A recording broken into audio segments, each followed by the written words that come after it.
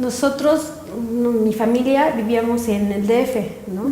No sé por qué razón nos fuimos a mi pueblo, un pueblo que se llama Santa Inés Aguatempan, ¿no? Y no sé por qué razón tenía yo ya 10 años, iba a cumplir 11, cuando dijeron, ¿sabes qué? Ya nos agarren sus cosas, nos vamos a mudar otra vez al pueblo, vamos a vivir al pueblo, no sé qué. Digo, pues bueno, vamos. Entonces llegamos al pueblo, llegamos a vivir en casas de palma con paredes de madera, sin piso, con piso de tierra y así. Entonces cuando llovía se metía el agua, entonces dormía uno en el piso con petates y todo eso, y dije, Dios, o sea, no está bien para mis hermanos, ¿no?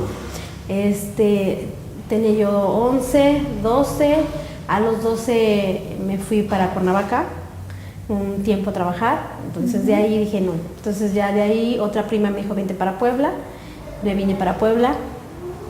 Estuve trabajando en una casa también, luego conocí a tus abuelos y mi prima me llevó ahí, entonces ahí me quedé y desde ahí me hice un propósito, tengo que salirme a trabajar para poder hacerles una casa, algo a mis papás, a mis hermanos, para que vivan un poco mejor, ¿no? Porque pues, o sea, no me gustaba la forma, el cambio que fue, ¿no? Y que sí se sufría.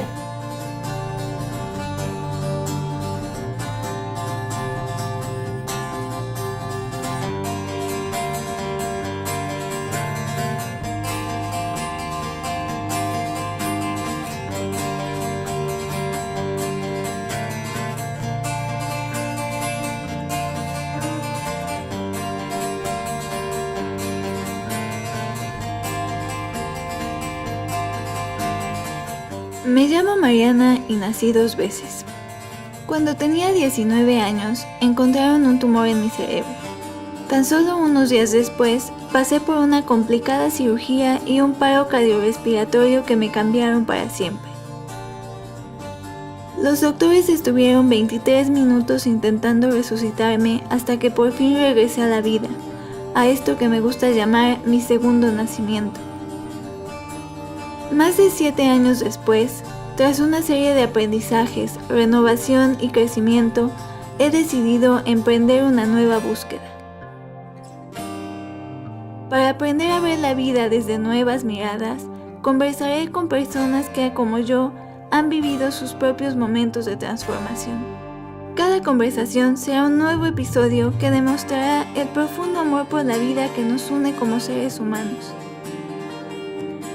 Descubriré que cuando abrimos nuestro corazón a los demás, nos conocemos a nosotros mismos de maneras en las que nunca imaginamos. Y que día a día somos capaces de construir y reconstruir nuestras vidas.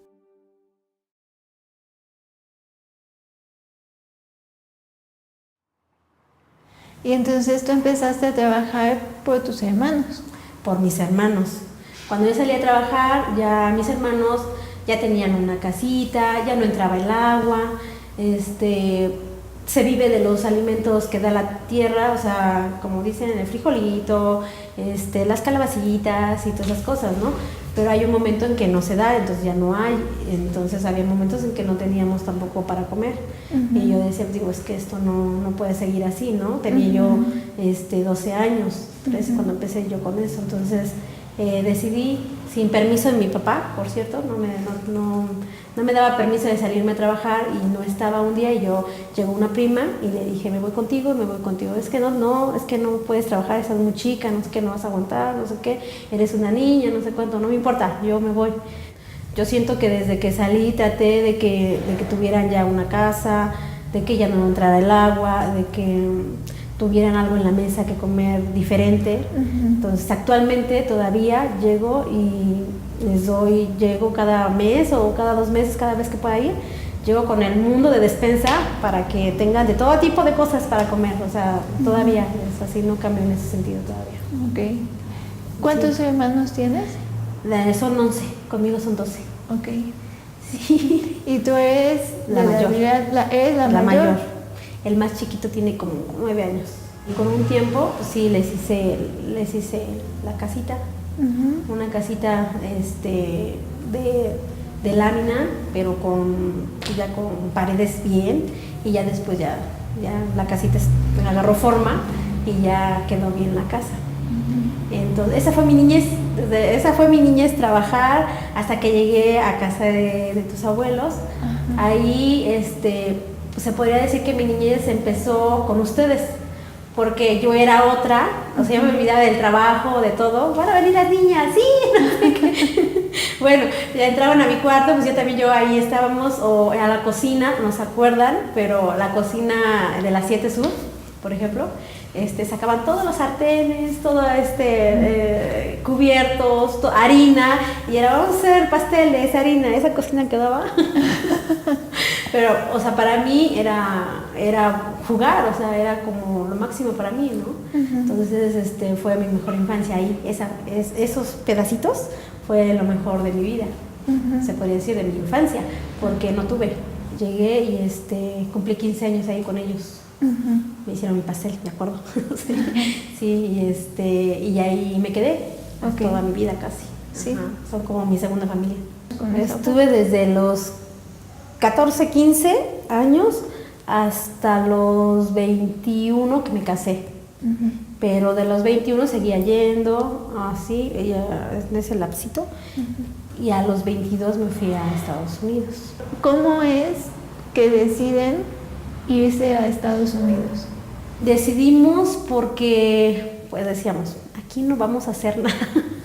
Por más que uno le trabaje, le busque uno, digo, no vamos a tener una casa, no vamos a tener un negocio, queríamos poner un negocio, no sé, algo, y digo, no, así nos quedamos, no vamos a poder. Entonces, estaba un hermano allá y mi hermano me dice, yo le ayudo, no sé qué, que se venga para acá él, y se fue el primero. A los 6 meses me mandó a traer, entonces yo me fui a los 6 meses con él allá a reunirme. De hecho, a la señora Conchita, tu abuelita, le tuve que decir que iba yo en montón, porque no le podía decir que iba sola, y que llegara a Sonora iba a estar solamente sola también, iba a estar sola. Que no iba a estar con ningún grupo, ni iba a checar con ningún grupo, ni nada por el estilo, no iba yo a andar sola. Me llevaron a tus abuelos al aeropuerto a México. De México tomé un avión para Sonora. Pero llega uno a Hermosillo, y ahí de Hermosillo uno tiene que tomar un taxi, que sube como 4 o 5 personas para que nos lleven a Sonora, y ahí igual sola, también me la soplé sola. Yo dije, pues ahora sí que el nombre sea de Dios, porque no conozco a nadie, me voy a subir un taxi que va mucha gente, centroamericana, de diferentes países. Hay reteles de México donde bajan a las personas y dicen, di el himno nacional, di quién es Benito Juárez, y la historia de no sé qué, y empiezan a hablar el acento, y empiezan a bajar el taxi y dice, este no. Y a mí pues sí, o sea, me empiezan a preguntar y ya me quedo, ¿no? Entonces enseño mi credencial y todo, entonces ya se pasa, ya sigue el taxi, llego a Sonora, me hospedo en un hotelito, y ya empiezo a decirle a él, ya estoy aquí, fulanita va a llegar, no sé qué, y ahí me quedo sola por 8 días, sola, en un hotel, hasta que empiezo a trabajar con la señora a que me ayude a pasar del otro lado. Y la primera no funcionó y me tomó migración. Entonces migración me dice que es muy peligroso andar así, que no sé qué, que me podrían haber hecho algo, y que no lo volvería a intentar, porque la segunda vez sí me metían ya como 2 meses o 3 meses ya detenida en migración de Estados Unidos. Porque pues cruzo de ilegal, ¿no? La segunda vez sí ya fue diferente, cambié con otra persona, que dije, no me gusta trabajar con estas personas, le digo, es muy grosera, me trata muy mal, le digo, y si vas a pagar tanto, le digo, pues busca otra persona que me ayude a pasar, porque aquí no. Entonces busca otra persona, y ya esa persona sí me ayuda a pasar muy bien. Entonces ya pasé como si fuera legal, así, y ya pasé a una tienda, y pasa otra persona y me dice, sígueme, me sube una van y llego a donde esa persona me tiene que llevar al avión, y ya me voy a Estados Unidos, llego al Kennedy bien tranquila. Ok. No pasé nada feo. Platícame cómo fue al principio. Cuando llegaste. Horrible. Yo me acuerdo que llegué al aeropuerto y era yo, ¿para dónde voy? Pero yo me acuerdo que unos meses antes Coca me había enseñado palabras en inglés, ¿no? Entonces yo llevaba mi acordeón. Lo escondí muy bien, entonces ya era de que exit, salida, así que baños, y aquí decía bathroom, no sé qué, y pues así, café, coca, todo eso, o sea, ya la salida, emergencia, lo que había en el aeropuerto, las señales, todo, ella me lo había enseñado antes, entonces ya sabía por dónde manejar, ¿no? Entonces, llegué, lo primero que vi, yo era, ¿para dónde bajo? O sea, ¿cómo le hago? ¿A quién le pregunto? Pues no. Y entonces, pero ya con esas cosas, pues sí, ya pude salir de ahí. Y ya me reuní con mi hermano, con Jonathan, y ya llegamos a su casa. Y pero ahí ya para cuando empezamos a buscar trabajo para mí, tardamos como 2 meses para que yo encontrara trabajo. Jonathan trabajaba en la mañana en limpieza. Y en la tarde lo mismo. Entonces él consiguió en la tarde para mí, para trabajar, ahí donde él trabajaba. Entonces yo limpiaba oficinas en la tarde. Y ya en las mañanas, pues era, ¿cómo se llama? Pues estar en el cuartito, un cuartito chiquito ahí, sin salir, porque todos trabajaban, yo no salía. Me acuerdo que era época de nieve, ver la nieve caer desde mi ventana y a esperar a que encontrara yo trabajo, porque pues no tenía otra opción. Y cuando encontré trabajo, sí, otro caos, porque pues ya todos hablando inglés y yo no entendía nada. Para subir a un autobús tampoco no sabía usarlos. El dinero, no conocía el dinero, nada. Y no sé cómo me hago amiga de una haitiana del hotel donde empecé a trabajar, y ella fue la que me empezó a enseñar todo lo que era Stanford, cómo se manejaba ahí, dónde se tenía que tomar el autobús, cómo se tenía que pagar, cómo se hacían los enlaces, todo a señas, porque pues yo no lo entendía ni ella me entendía, entonces todo a señas. Y ella fue la que me fue enseñando un poquito inglés, y yo español, y ella inglés, y yo español. Nunca aprendió ella español, y yo aprendí un poquito de inglés, y ella nunca aprendió español. Pero siempre fue ella la que me ayudó muchísimo. ¿A dónde entraste a trabajar? En el Hotel Marriott. Ahí entré a trabajar, duré 6 años trabajando ahí, y otros 4 en el Hilton. Los últimos fueron en el Hilton. Y ya conseguí ahí, empecé limpiando cuartos, y mi supervisora me dijo, Mati, era como la más chica de ahí, ¿no? Llegué ¿Tú eras la más chica? Sí, yo era como la más chica, entonces llegué de 22 años ahí con ellos, entonces era la más chica. Entonces me dice, Mati, yo no quiero verte todo el tiempo limpiando cuartos, aprende inglés, aprende a manejar la computadora, y te pongo a que me ayudes los días que yo no estoy, o cuando estoy y estoy ocupada, necesito que tú me inspecciones los cuartos. Y yo, sí, Lilian, no sé qué, yo dándole a la yo ¿cuándo voy a aprender? No sé qué. Pero ella me insistió tanto, que sí, yo dije, pues sí, ya aprendí a manejar la computadora, aprendí a leer en inglés un poquito, y ¿cómo se llama? Y empecé a abrir, le dicen abrir casa, o sea, dar la lista de los cuartos a las demás compañeras. Entonces aprendí a dar el trabajo, y a supervisar. Entonces ya no, a veces hacía limpiezas de cuartos, o a veces supervisaba. Entonces era más tranquilo. La verdad es que sí me han pasado muchas cosas malas, muchas cosas buenas. Son más cosas buenas que malas. ¿Qué cosas aprendiste de ti en el trabajo allá?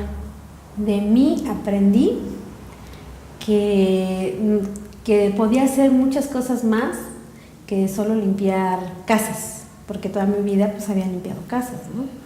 O una casa, o 2 casas, o 3 casas, qué sé yo. Pero nunca pensé que fuera capaz de poder manejar una computadora en inglés, trabajar en el restaurante en inglés, aprenderme los menús en inglés, y tomar ahora sí que órdenes en inglés, y estar ahí para allá y para acá con los americanos y servir y hacer, y, o sea, yo nunca pensé poder hacer eso, ¿no? Y no todo el mundo lo hace tampoco allá, que nadie se atreve o no muchos se atreven a estar en contacto con personas que no hablan el mismo idioma. Entonces, yo me dije, pues sí puedo, o sea, puedo ser diferente, y sí pude ser diferente. Pensé que solo servía para eso, para limpiar casas, y me di cuenta que no. Me pasé al Hilton y otra persona, un señor polaco, me dijo, Mati, es ingeniero, y me dijo, Mati, te necesito para ingeniería, necesito que aprendas a barnizar tinas de baño, necesito que aprendas a curar, él decía curar los baños, o sea, ponerle cementito alrededor cuando se veían ya feitos, a pintar los baños, a pintar puertas, no sé qué. Pues yo le entro, o sea, yo sí, no sé, pero yo aprendo, no sé qué, aprendí también a hacer eso. Entonces ya no solamente era limpiar cuartos, ya hacía de todo, o sea, ya hacía yo de todo, y pues sí, dije, pues sí puedo. ¿Qué te motivó a decir, pues yo sí voy a ser diferente y voy a aprender? Me gusta aprender. Cuando estoy en un trabajo me gusta mucho dar más de lo que me piden, o sea, sí me gusta, soy muy entregada en el trabajo, en el que sea, yo soy muy entregada en el trabajo, y aún así no me digan, pues mucha gente allá dice, o aquí, o que sea, si no me pagan para hacer esto, ¿no?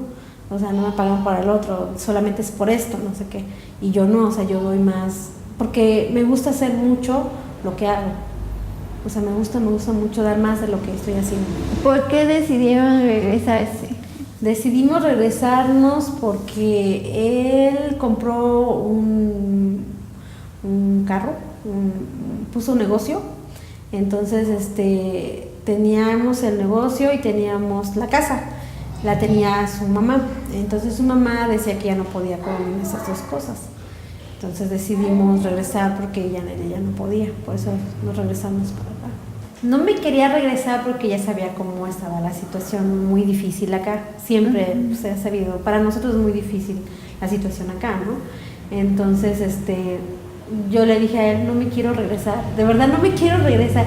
Vamos, digo, mejor me quedo, te doy una solución, no me quedo, si no funciona yo te puedo ayudar a pasar otra vez. Le digo, pero yo no me quiero ir. Y dice, no, pues es que venimos juntos y nos vamos juntos. Y yo, pues ni modo, ahora sí que no me voy, me llevan. Y me regresé por eso. Porque allá es diferente, es muy diferente.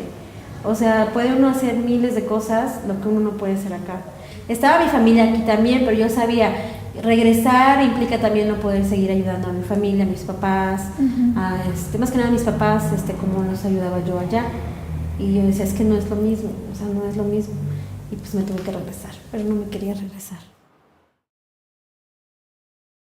¿Y cuando te regresaste ya tenías a tus hijos? No, ¿Nacieron acá? Al año nacieron acá. Sí, llegamos en septiembre de 2011, como el 20 y tantos de septiembre, y en el 12 de septiembre del siguiente año tuvimos a los niños. Fue muy difícil poder tener bebés, entonces empezamos con un tratamiento, no sé qué, y al final de cuentas pues ya salió positivo, y 2, pues sí, éramos felices, somos súper felices, y estamos echándole ganas ahorita por eso, por ellos. Y todos los días ciertamente pienso, quisiera mucho tiempo porque quiero hacer muchas cosas por ellos. ¿No? O sea, yo quisiera miles de cosas para hacer por ellos y con ellos.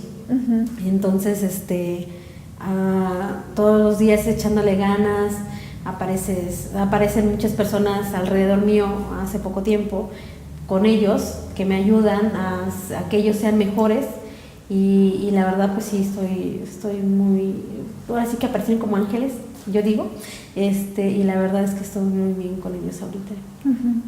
Y todos los días son mi motivación. Antes de casarme, mi prioridad eran mis hermanos y mi mamá, mi papá. O sea, cada peso que ganaba es para esto, es para la casa, es para construir aquí, para ponerle esto. Pues nunca imaginé un futuro mío, la verdad. Hasta que me casé y empezamos a formar ya así. Él empezó a decir, es que me gustaría poner un negocio, esto y lo otro. Yo, pues sí, me gustaría mi casa, tener una casa.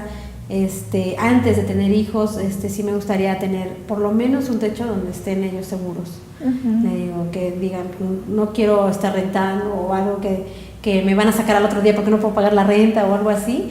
Yo quiero mi casa, y después quiero ahorrar y darles un futuro mejor a mis hijos, no sé, algo. Y eso fue ahora sí que queríamos salir adelante cuando aquí no podíamos, por eso decidimos irnos. ¿Qué imaginas ahora para tu vida? Para mi vida. ¿Qué te imaginas en el futuro? A ver si te lo imaginas. Yo quiero ver a mis niños, quiero ver a mis niños, a lo mejor estoy así como, ahora sí que lo que no fui, quiero que ellos sean lo que todos los papás creo que quieren, no sé, pero quiero que ellos tengan lo que yo no tuve, una educación, o sea, que tengan una preparación. Quiero verlos realizados, es lo que quiero. Sí, ellos. Del otro lado de la frontera, Mati aprendió a verse con otros ojos. Al dejar atrás la vida que conocía, se dio cuenta de su valentía, su fuerza y su capacidad para lograr mucho más de lo que alguna vez había imaginado. Los que la conocemos sabemos que Mati siempre fue todas esas cosas que descubrió en sí misma: valiente, fuerte, con una alegría contagiosa y capaz de tanto. Pero qué difícil es a veces conocernos profundamente, sabernos capaces de lograr nuestros más grandes sueños. Después de mi tiempo en rehabilitación, yo también creí que había cambiado, que me había vuelto más fuerte. Pero hoy, igual que Mati, me doy cuenta de que esa fortaleza ya la tenía dentro. Todos podemos cambiar nuestra vida si decidimos usar nuestros ojos, no para ver hacia afuera, sino hacia adentro. Empecemos entonces a mirar con atención nuestros corazones.